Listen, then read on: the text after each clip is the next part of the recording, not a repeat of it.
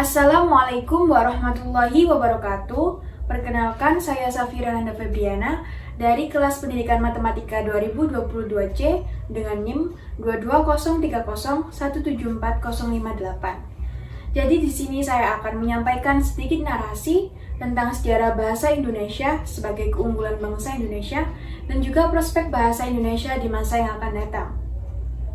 Yang pertama yakni sejarah bahasa Indonesia.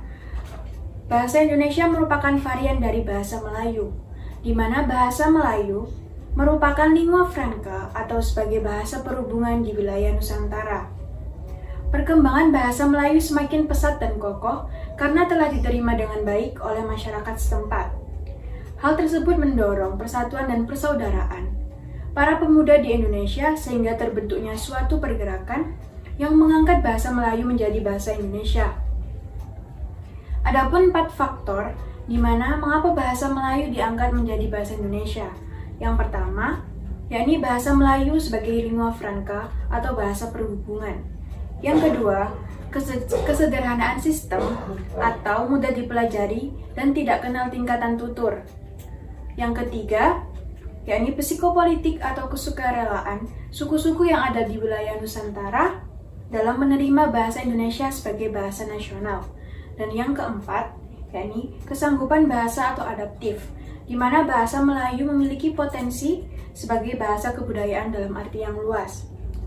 Maka dari itu, bahasa Melayu diangkat menjadi bahasa Indonesia melalui Kongres Bahasa Indonesia pada tanggal 26 hingga 28 Juni tahun 1928 dan disahkan pada Kongres Sumpah Pemuda II pada tanggal 28 Oktober 1928. Di mana pada Kongres Sumpah Pemuda kedua menghasilkan 3 ikrar. Yang pertama, kami putra dan putri Indonesia, bertumpah darah satu tanah Indonesia. Yang kedua, kami putra dan putri Indonesia mengaku berbangsa satu bangsa Indonesia.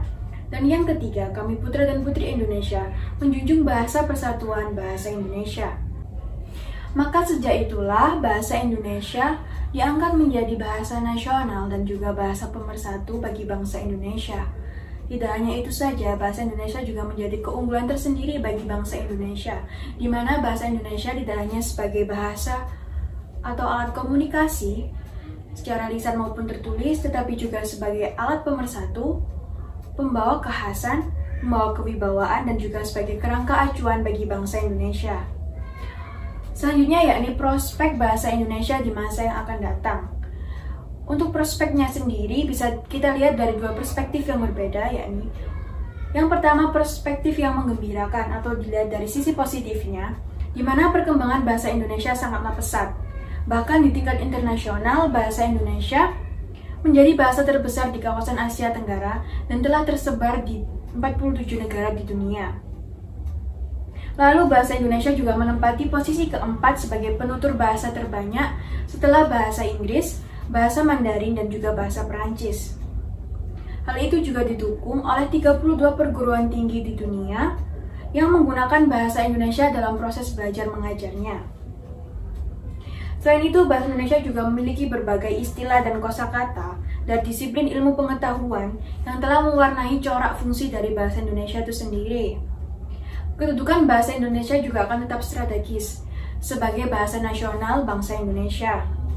Lalu segala urusan negara, baik resmi maupun tidak resmi, seperti halnya tata usaha negara, peradilan, pelaksanaan politik juga akan menggunakan bahasa Indonesia.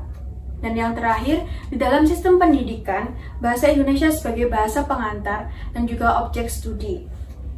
Untuk perspektif yang kedua, yakni perspektif di persimpangan jalan, di mana kedudukan bahasa Indonesia kemungkinan akan tergeser oleh bahasa asing, terutama bahasa Inggris, karena bahasa Inggris berpotensi akan menurunkan kadar nasionalisme bangsa Indonesia, di mana bahasa Inggris telah masuk luas di segala bidang di dalam bangsa Indonesia, terutama di bidang pendidikan. Namun bahasa Inggris tidak perlu dihilangkan, hanya saja dibatasi penggunaannya dan tetap mengutamakan bahasa Indonesia sebagai bahasa sehari-hari. Bagaimanapun juga bahasa Indonesia tetaplah bahasa nasional dan bahasa persatuan yang wajib dijunjung tinggi oleh seluruh rakyat Indonesia. Sekian dari saya, kurang lebihnya mohon maaf. Wassalamualaikum warahmatullahi wabarakatuh.